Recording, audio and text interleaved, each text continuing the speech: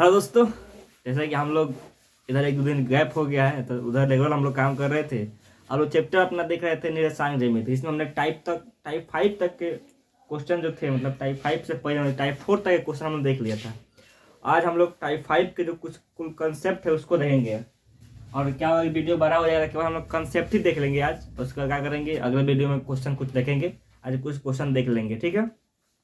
आज का हम लोग के जो टाइप है टाइप 5, उसमें क्वेश्चन जो पूछे गए हैं वो ब्रीथ से क्वेश्चन है। क्या है? ब्रीथ से रिलेटेड, जो निर्देशांक ज्योमेट्री में जो ब्रीथ होता है उससे रिलेटेड है। यहाँ पे ज्योमेट्री वाला नहीं है और आपका जो 2D वाला 3D वाला था उससे आपका ज्योमेट्री निकालने वाला नहीं है। आज निर्देशांक से कहिए आपका मतलब उसका निर्देशांक से दूरी कैसे ज्ञात करेंगे, समीकरण क्या होता है, ठीक है। तो आइए, मान लीजिए आपका ये ब्रीथ हो गया, ठीक है। ये इसका निर्देशांक केंद्र हो गया। इस पर कोई बिंदु होगा जिसका निर्देशांक दिया हुआ है एक्स वाई, ठीक है। और आपको यहाँ जो केंद्र है इसका जो निर्देशांक दिया हुआ है एच और एफ दिया हुआ है। किताब देखिएगा ऐसा ही दिया होता है, ठीक है। आपसे अगर पूछ देगा, मान लीजिए आप जानते ही हैं कि दूरी सूत्र क्या होता है, यहाँ से यहाँ तक दूरी सूत्र, ठीक है। तो इसको मान लीजिए यहाँ से यहाँ तक आर है, ठीक है। आप जानते हैं कि दूरी सूत्र कैसे निकालते हैं, इसको हम निकाल रहे हैं समीकरण। ये समीकरण क्या होगा, मतलब इसका निकालने के लिए समीकरण अब जानते हैं। दूरी सूत्र से क्या हो जाएगा, दूरी बराबर x2 माइनस x1 के होल स्क्वायर प्लस y2, यहाँ पे y2 y है माइनस क्या y1 f।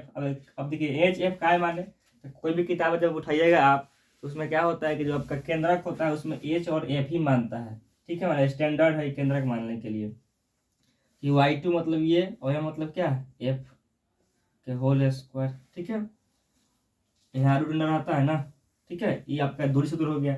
इसी को क्या लिखता है कि जो रूट है इसको इधर आ जाएगा तो हो जाएगा आर स्क्वायर बराबर एक्स माइनस एच के whole square plus y minus f के होल स्क्वायर।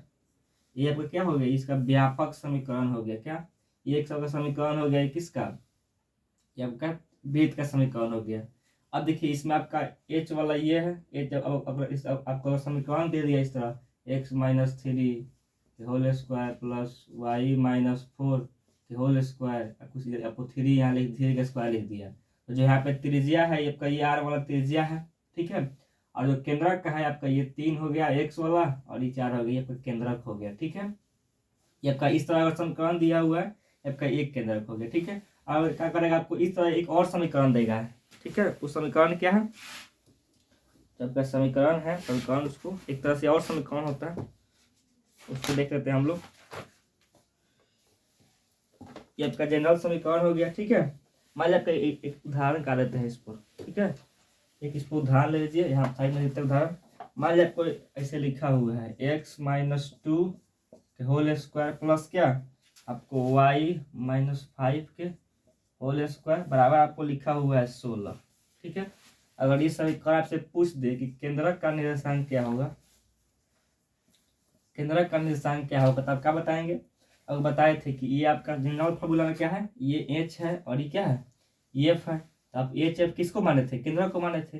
यानी कि यहाँ से 2 आपका एच का निर्देशांक हो गया और क्या एफ किसका हो गया 5 का, यानी कि 2 5 किसका केंद्रक का निर्देशांक हो गए, क्या 2 5 किसका निर्देशांक हो गए, केंद्रक का निर्देशांक हो गए। अब देखिए आपके फॉर्मूला में यहाँ आर स्क्वायर है, यहाँ आर स्क्वायर है और यहाँ क्या है आपका, यहाँ आपका 16 है। यानी कि जो त्रिज्या हो जाएगा क्या हो जाएगा आपका, त्रिज्या बराबर क्या हो जाएगा 16। यानी कि यहाँ पे आर स्क्वायर होता है, यहाँ क्या करना पड़ेगा, यहाँ पे आपको इसको इस 16 का करना पड़ेगा, 16 का वर्गमूल करना पड़ेगा। यानी इसका जानते हैं कितना हो जाएगा आपका, इसका 4 हो जाएगा। त्रिज्या कितना हो जाएगा आपका, त्रिज्या आपका 4 हो जाएगा, ठीक है। क्लियर हो गया। यहाँ आर स्क्वायर है ना, यानी कि आर स्क्वायर बराबर 16 है ना, तो आर बराबर क्या हो जाएगा रूट अंडर 16, यानी आर बराबर क्या हो जाएगा 4 हो जाएगा, ठीक है। एक और आपका देख लेते हैं एग्जाम्पल।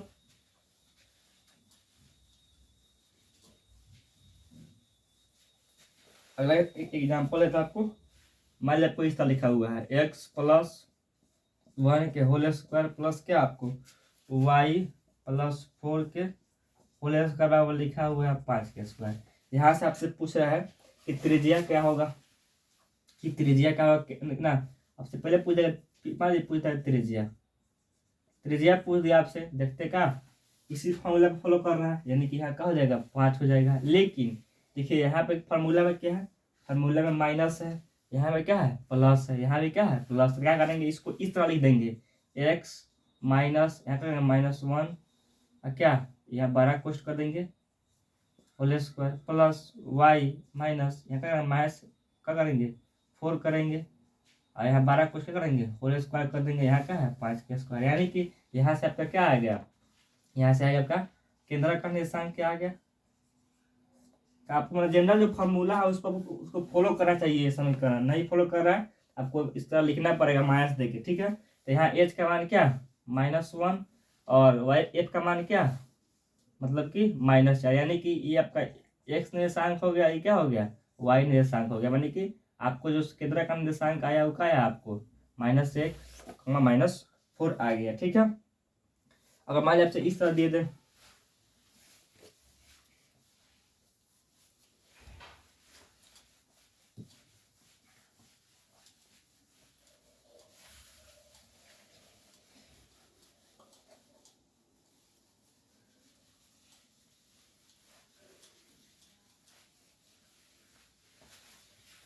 मान लीजिए जो समीकरण था उस समीकरण का विस्तार करके दे दे। मान लीजिए आपने इस समीकरण को ले लिया इससे, ठीक है।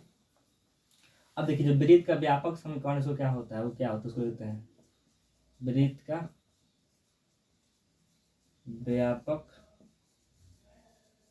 समीकरण।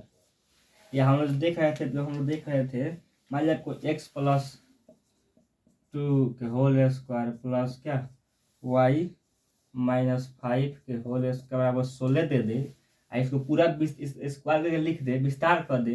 अब पूछ दे उसका केंद्र क्या होगा या उसका त्रिज्या कैसे क्या होगा, उसको कैसे ज्ञात करेंगे। तो उसको ज्ञात करने का आपका ये जो व्यापक सूत्र लिख रहे हैं उससे ही निकलेगा। यानी कि जो आपको लिखा हुआ था क्या ऐसे हम लिखे थे समीकरण x -h के होल स्क्वायर प्लस क्या y -f के होल स्क्वायर आर स्क्वायर लिखे थे ना।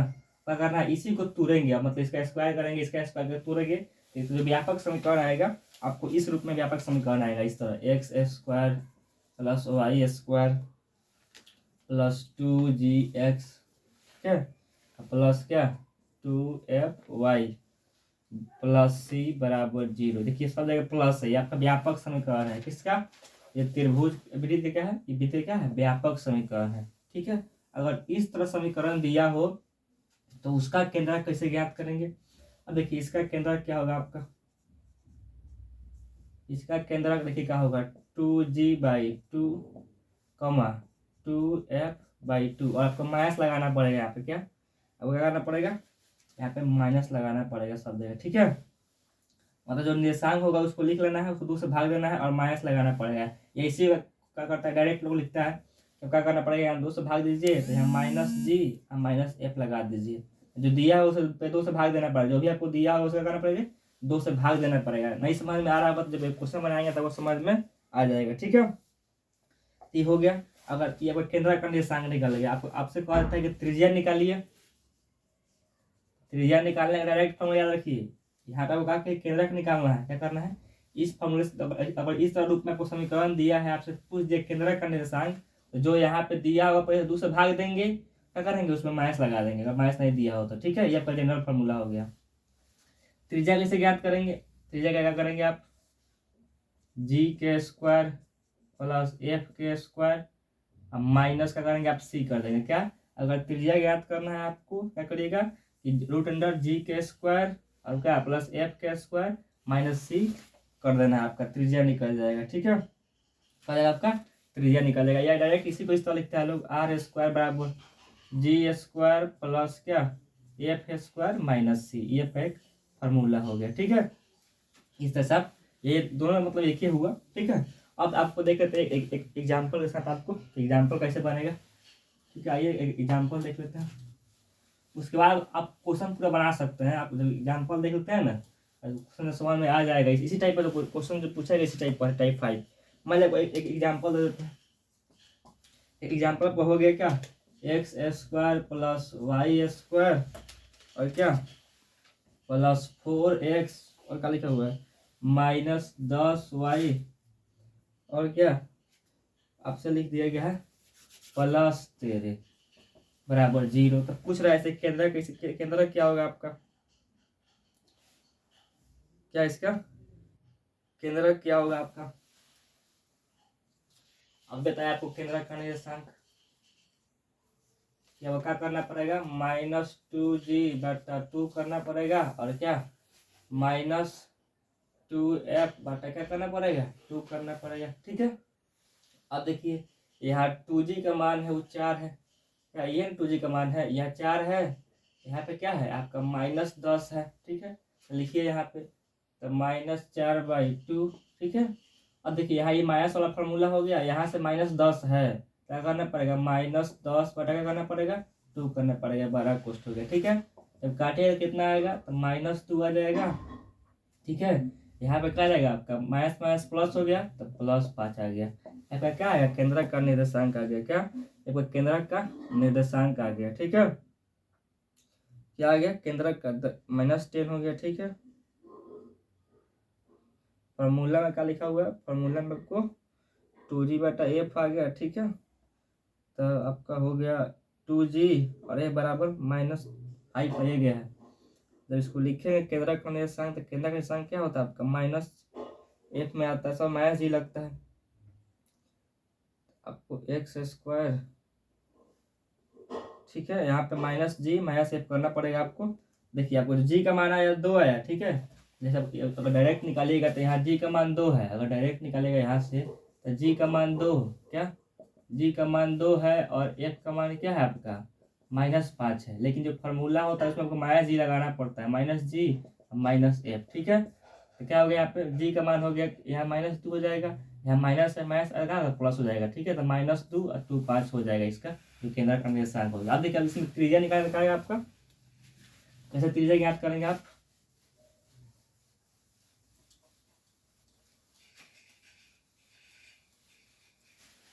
तो यहाँ जो फॉर्मूला लिखे हैं r² बराबर यही तो जी का मान कितना आया आपको, तो जी का मान आया -2 f का मान कितना आया था, f का मान -5 आया था ना खड़ी, इसका जी का मान 2 आया था, इसका मान आया था 5 -5 के होल स्क्वायर, और -c का मान क्या है, सी है ना आपका, तो c का मान हो गया 13, ठीक है।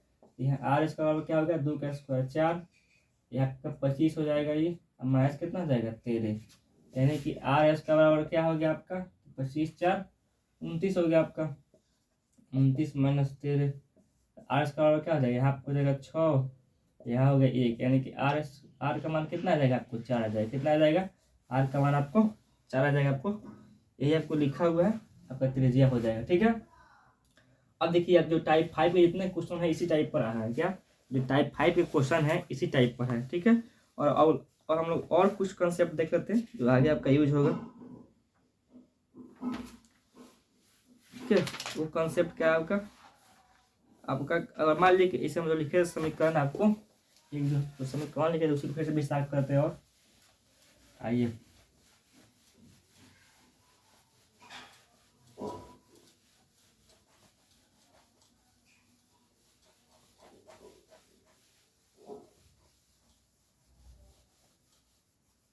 मान लीजिए ये आपको समीकरण लिखे थे x - h whole square plus y - f के होल स्क्वायर बराबर r² लिखे थे। अब मान लीजिए एक बार केंद्रक कुछ दिया हुआ था तब, ठीक है, मैं केंद्रक का कुछ निर्देशांक था, मतलब कि अगर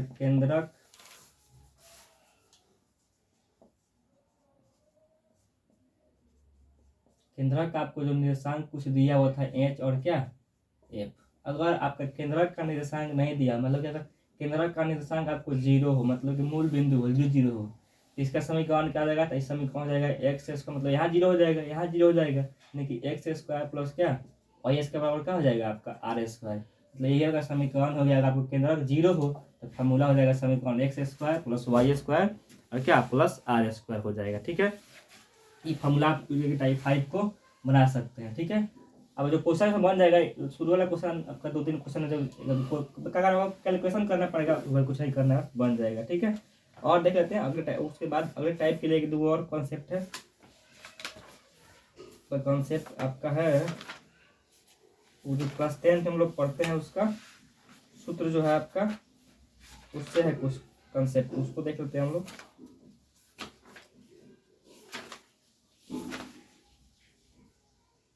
आते हैं जो आपका रैखिक समीकरण वाला कंसेप्ट नहीं होता है, उस कंसेप्ट से क्वेश्चन है। हाँ ये कंसेप्ट इसको लिखवा देते हैं, इसको खत्म करेंगे इस वीडियो को। आप सब क्वेश्चन बना सकते हैं, बनाइएगा तो ऐसा ही कंसेप्ट सीख लीजिए, एग्जाम में क्वेश्चन आएगा तो बनाइएगा।